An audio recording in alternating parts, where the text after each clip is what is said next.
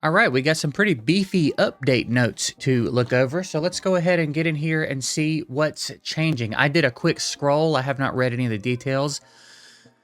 I see that there are quite a few units getting changed, which is good. I like that. I like it. I like it. I like it when they mix things up regularly. I don't know what to tell you. Maybe some of it won't be great for us, but we'll see. Also, I'm going to try to make sure that I'm keeping everything on the screen.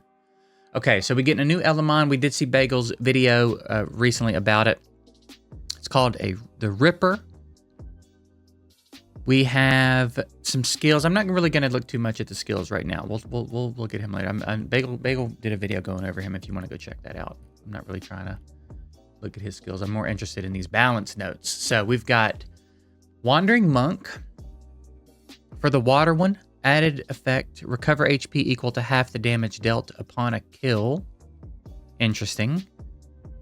And then impermanence for fire. The higher the speed, the higher the glancing probability when being attacked. And when receiving a glancing attack, increase your action bar by 20%.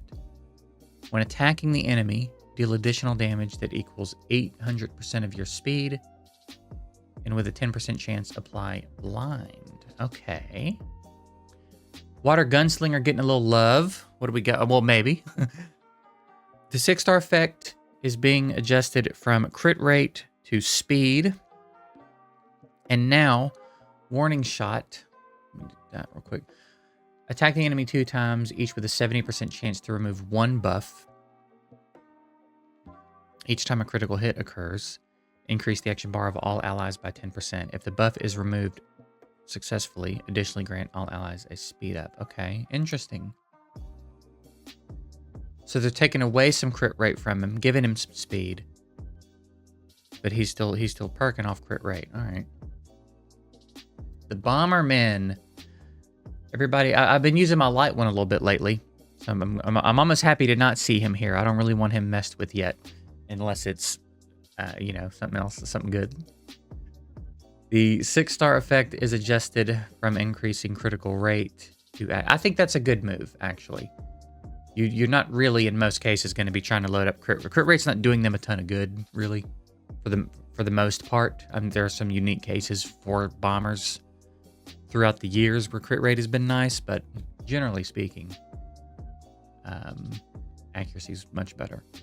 And then increase the damage on Surprise Cake. Fire Ghost Captain. He just gets more of a proc chance on Ghost Ship Fleet. Again, I don't know what some of this is off the top of my head. I've got runs going right now. They'll be over in a second. I can start looking at some of these units, but Light Bear. I hope it's a nerf. I hope it's a damn nerf. When attacking an enemy with lower HP than yours, the increased critical rate is reduced from 50% to 30%. I mean, that's nice. That's nice. I don't know if it's enough, but it's nice. I hate this dude. One of my least favorite units to attack. Pumpkin HP recovery amount is decreased by 5%. Midnight Revelry is his A3, right? I would assume that's his A3. So what they're probably doing, I guess, is in a roundabout way, reducing the turn meter boost that he gives at the beginning of a fight. I did finally break down and build mine here. Let me pull my game over. Oh, I've got gear to go through though. Can I go through it later? Oh, I can't. I don't have time to sift through 20 pieces of gear right now. Dadgummit. All right, never mind. I'm assuming that's his A3. Because I don't even think his A2 heals. I think it's just a cleanse and a shield. So yeah, they're probably in a roundabout way just reducing the turn meter he gives slightly. Gyro for Tree. After receiving attacks of the same attribute 4 times in a row, counterattack using Splash. And then for Light, it can no longer affect units that are immune to inability. See, I don't know what that means, but I can't pull it up right now in my game. So maybe if I close my game and relaunch it.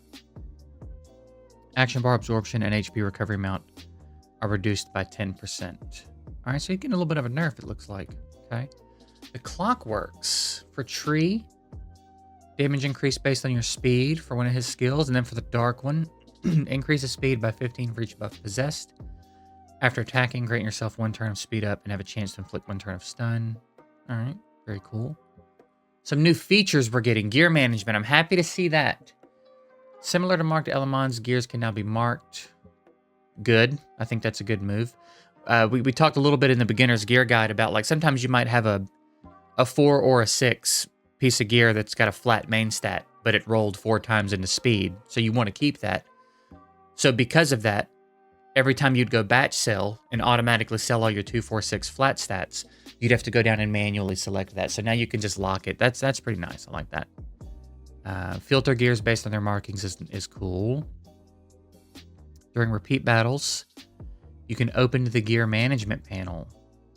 All right, I like that a lot too. Actually, that's early for that change. I thought it was going to be a little while before we got that. And a chat widget, nice. I like that. Those are all good changes. I would like to see a little bit more change in the actual. When you go into inventory in gear, I don't feel like that UI is as good as it is when you're in the champ. I feel like you have more sorting options when you're on a champ's screen and then you go to gear management. So hopefully they'll add a little bit more to update that. But being able to sort by marks is a good start, I think. The cooldown time for refreshing the rival list has been extended from 60 seconds to 100 seconds. That's going to make things a little interesting in Rush, I would think. Escort. When a unit has both Invincible and Escort at the same time, the damage transferred to the Protector will be reduced to 0 instead of transferring half of the original damage. All right, I guess that's fine. It just seems like it makes Water Man at Arms stronger, and I don't like that. Anything that seems like it's going to make Water Man at Arms stronger than he already is, I don't like. So, even if it's working the way it should, which that is how that should work, I still don't like it. Petrification. Units that are petrified will be unable to trigger their passive skills. I think that's a good idea. I think in Raid, I could be wrong, but in Raid, I feel like when units are petrified, their passive still activates. And I just think that's dumb. Seems like that should shut everything down. AI casting. Active skills that could increase action bar now have a new casting condition. When ally is under an inability state, when this condition is set, the skill will prioritize casting. Okay, I bet you that's probably for Vegas. Because one of the things that it even teaches you in one of its training levels is filling up somebody's turn meter with, a hog chef or something. And I was wondering how that was going to work on auto. Actually, I was thinking about it this morning because I'm actually moving over into Vegas now to start working on a free-to-play team. And I was trying to think, like, if I bring, Light Hog Chef or whatever in, will she automatically target someone that needs targeting for that? And I was thinking about all the reasons that she may or may not do that. Like, well, their speed's going to be really slow, so they'll probably be the one with the lowest turn meter. And maybe that's how she does it. So that's good. I think that's a pretty good move and really good timing for me because it probably saves me some headaches. Combat floating text. The activation of built-in passive effects and active skills has been distinguished from the activation of passive skills. Some active skills contain passive effects. Right? They will no longer be displayed as skill name passive. Yeah, that's fine. I was kind of hoping that the floating text was going to be in reference to the chat, where the chat is above when you're fighting. Because a lot of the times, particularly in Tunnel, when I'm manualing and I'm on a boss stage, when I'm trying to click the boss to use a skill, I end up clicking the chat, and it opens up the chat. That happens to me a lot. I'm kind of hoping they'll... I don't know. I don't really know. Maybe just make it where you have to click the button to open the chat instead of anywhere in the bar. It's not a huge deal, but it's kind of annoying. You know what I mean? HP changing effect. Fix an issue where skills that change HP ratios, such as Tree, Occult Dancer, and Light Puppet Artist, could cause the HP percentage to be calculated as 0%, resulting in the target being directly killed. I don't know if that ever happened to me. It's possible. In some of my runs where I wasn't watching what was happening, I guess that could have happened to me a few times. Fix an issue where some skills that convert buffs into certain debuffs could ignore debuff immunity. Okay. Due to changes in Elemon attributes or skills, all battle records except Lost Tunnel will be cleared. Yeah, okay, that's fine. That's reasonable. What do we have here? Pace mode. If an Elemon is equipped with all 6 gears, the speed value will... Good. Good. Because I have some 5-star units that I like to use, but I want to see their speed. So good. Good change. The backup bag button and support bag button will be fixed in the first column and will no longer disappear. Oh, the things on the far left. Okay. Yeah, nice. Recent leaderboard. The stable leaderboard will now be renamed to the recent. Okay. It only counts the formations of each player that have recently achieved repeat battles without failure for the first time. The default displayed leaderboard will be adjusted from the fast to recent. Okay. And then some fixes.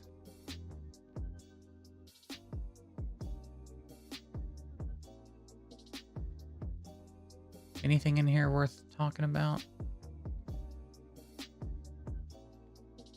2 brand new medals have been added. That's pretty cool.